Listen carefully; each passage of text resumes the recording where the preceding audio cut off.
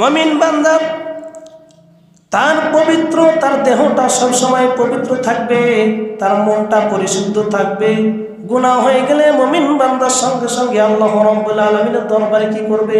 তওবা করে ফেলবে। মুমিন বান্দার শরীর যেমন পবিত্র থাকে, অন্তরটা পবিত্র থাকে, গুনাহ থেকে পবিত্র থাকে।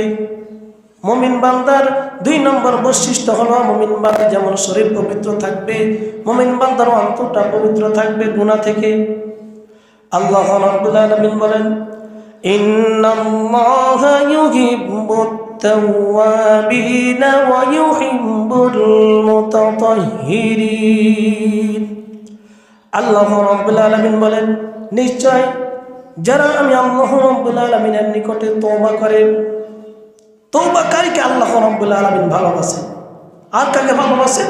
যারা পবিত্রতা অর্জন করে আল্লাহ রাব্বুল আলামিন তাদেরকে ভালোবাসেন।